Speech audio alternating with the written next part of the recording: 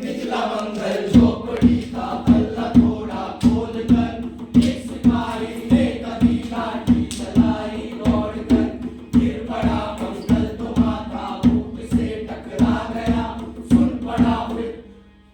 मान लो चोरी का तूने क्या किया? कैसी चोरी? हाँ? मान? कैसा मान? उसने जैसे ही कहा एक लाठी फिर पड़ी, बस होश फिर जाता रहा, होश खोकर वो पड़ा था झोपड़ी के द्वार पर, ठाकुरों से फिर दरोगा ने कहा ललकार कर। मेरा मुंह क्या देखते हो? इसके मुंह में थूक दो, आग लाओ और इसकी झोपड़ी फूंक दो।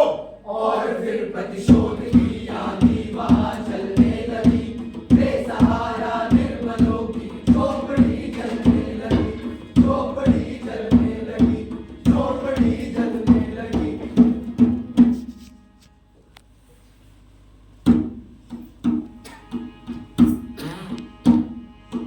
दूध मुहा बच्चा व बूढ़ा जो वहाँ खेड़े में था, वो अभागा दीन हिंसक भीड़ के घेरे में था, घर को जलते देख कर वे होश को खोने लगे, कुछ तो मन ही मन मगर कुछ जोर से रोने लगे। बस कह दो इन कुत्तों के पिल्लों से कि इतराए नहीं, हुक्म जब तक मैं न दूं कोई कहीं जाए नहीं।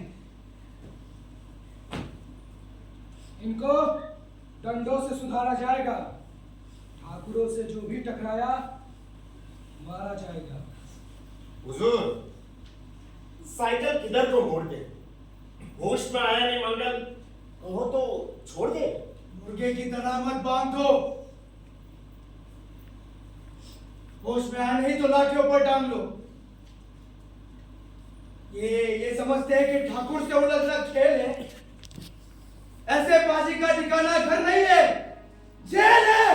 ये समझते हैं कि ठाकुर से उलझना खेल है, ऐसे बाजी का ठिकाना घर नहीं है, जेल है, जेल है, जेल है।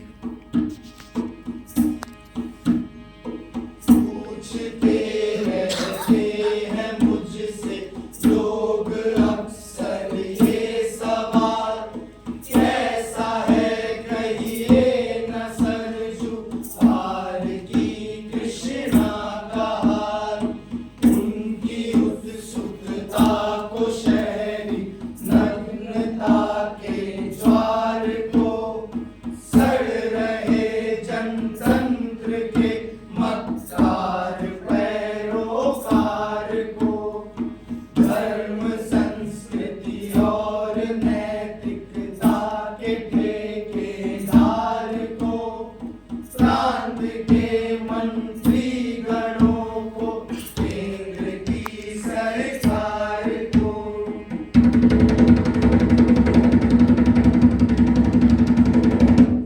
मैं निमंत्रण दे रहा हूँ आए मेरे गांव में, तट पे नदियों के घनी अमराइयों की छाव में।